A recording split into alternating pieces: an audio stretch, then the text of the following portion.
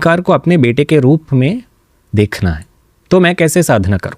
ये पार्वती जी ने शंकर भगवान से पूछा। शंकर भगवान ने बताया कि एक व्रत है, ये व्रत तुम्हें 30 दिन तक करना पड़ेगा। सो श्रावण के महीने में चतुर्थी के दिन शुरू करके पार्वती जी ने 30 दिनों के लिए उस ओमकार का साधना किया, और 30वें दिन पे ओमकार उनके गर्भ से आया बाहर, वही गणपति है।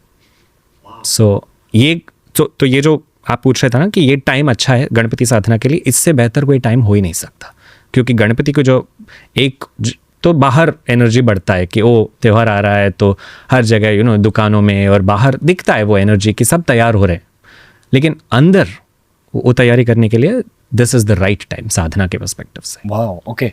विनय भाई, पहले तो ये कहना चाहूँगा कि बहुत कम गेस्ट्स ऐसे हैं जिन्होंने आपके जितनी पढ़ाई करी है सनातन धर्म के बारे में। बहुत सारे लोग ना भक्ति भाव से बोलते हैं, आप में भक्ति भाव भी है, और आप जेन्युइनली एक सब्जेक्ट एक्सपर्ट हो, आपने बहुत रिसर्च करा है। That's the joy of talking to you. और ये वाला एपिसोड ना बहुत सारी जेनजीज भी देखेंगे, जेनजीज के पेरेंट्स भी देखेंगे।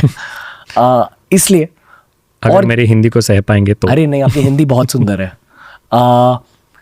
फॉर योर सेक, देखो मुझे तो बहुत सारे सवाल पूछना है आपसे, बट फॉर योर सेक एक गणपति का मंत्र शेयर कर दो एट दिस पॉइंट। आप ही चांट करो for the sake of the episode, ठीक है? Up to you. I have paused my questions for now.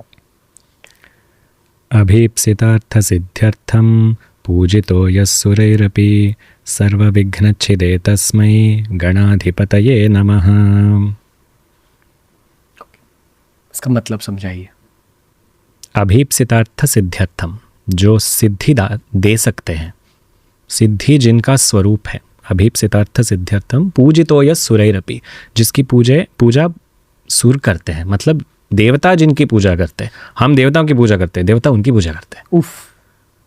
पूजितो यस्सुरैरपि सर्वविघ्नच्छिदे तस्मै, जो हर विघ्न को ऐसे फाड़ सकता है, उस गणपति को मैं नमन कर रहा हूँ। ये है उसका मंत्र।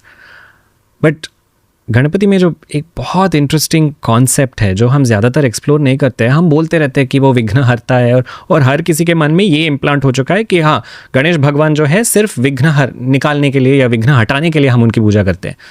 लेकिन गणपति का एक और भी एस्पेक्ट है कि वो विघ्न सिर्फ हटाते नहीं, डालते भी हैं। सो उनको सिर्फ विघ्न हरता नहीं कहा गया है, उनका नाम विघ्न राजा भी है। सो वो जानते हैं कि विघ्न को कब डालना है और कब निकालना है। तो हम प्रार्थना इसलिए करते हैं कि मेरे समझ से कहीं ज्यादा भगवान की समझ, इनफाइनाइटली मोर।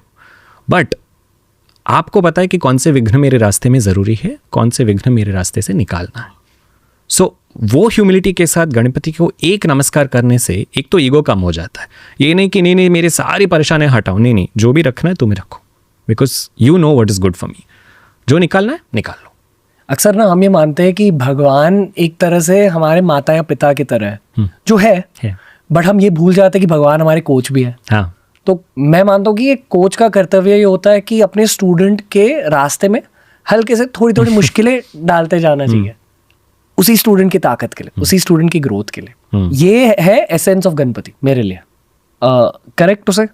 एब्सोल्युटली। सो गणपति जो है वो एक कोच है और एक सरप्राइज टीचर भी। मतलब वो कौन से दौरे पे कब टेस्ट देंगे किसी को पता नहीं।